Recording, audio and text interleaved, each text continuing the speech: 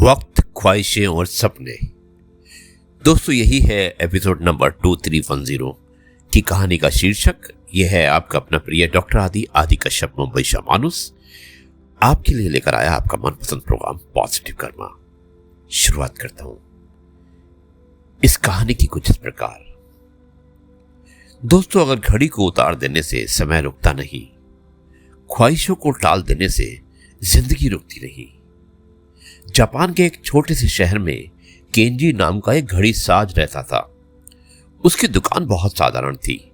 लकड़ी का दरवाजा, दीवार पर दर्जनों घड़ियां और खिड़की के पास एक पुरानी मेज।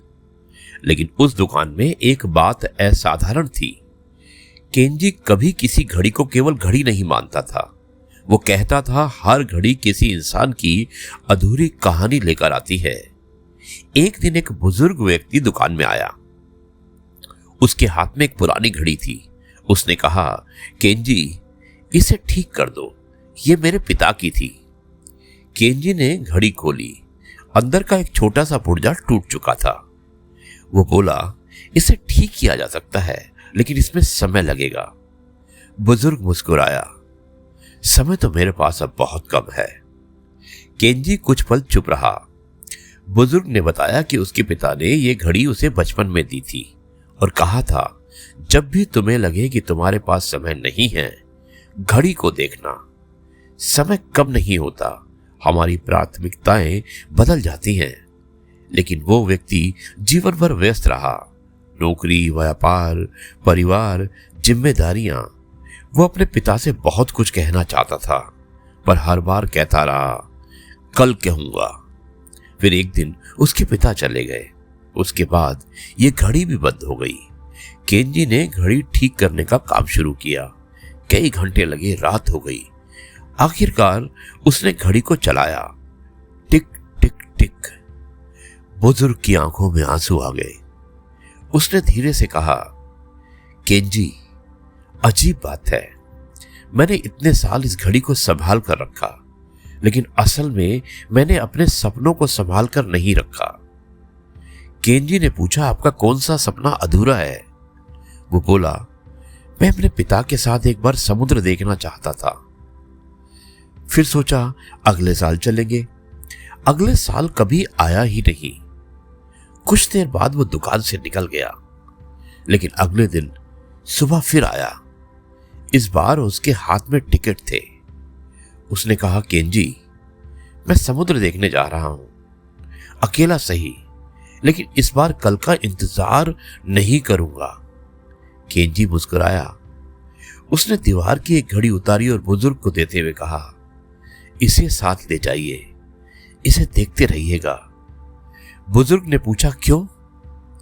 केंजी ने कहा, ताकि आपको याद रहे, घड़ी का काम सिर्फ समय बताना है, फैसला आपको करना है कि उस समय के साथ क्या करना है। दोस्तों, हम सबके हाथ में एक अदृश्य घड़ी बंधी है। हम कहते हैं कि अभी समय बहुत कम है। कभी हम कहते हैं, अभी बहुत समय है, अभी काम बाकी है, अभी पैसा कमाना है, अभी जिम्मेदारियां पूरी करनी है, सपना बाद में पूरा करेंगे, किसी अपने को फोन बाद में करेंगे, माफी बाद में मांगेंगे और खुश बाद में होंगे। लेकिन समय हमारी अनुमति नहीं मांगता।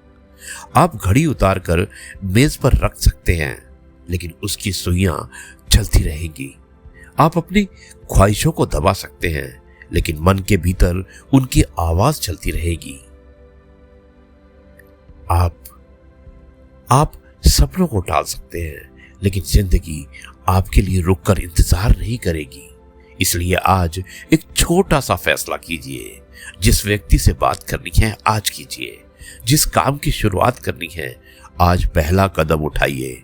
जिस सपने को वर्षों से टाल रहे हैं, उसकी तारीख तय कीजिए। और सबसे जरूरी, अपने जीवन को सिर्फ पूरा करने में मत बिताइए, उसे जीने में भी लगाइए। क्योंकि वक्त कभी नहीं कहता कि मैं वापस आऊंगा। वो बस कहता है, मैं अभी हूं।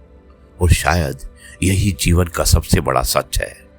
वक्त, ख्वाहिशें और सपने हाथ में बंधी घड़ी की तरह होते हैं, जिसे हम उतार कर रख भी दें तो भी उनका चलना नहीं रुकता।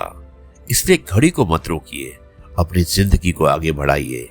कल की उम्मीद अच्छी है, लेकिन आज का इस्तेमाल उससे भी बेहतर, क्योंकि समय को रोकना हमारे हाथ में नहीं, लेकिन उस समय को सार्थक बनाना पूरी तरह हमारे हाथ में है।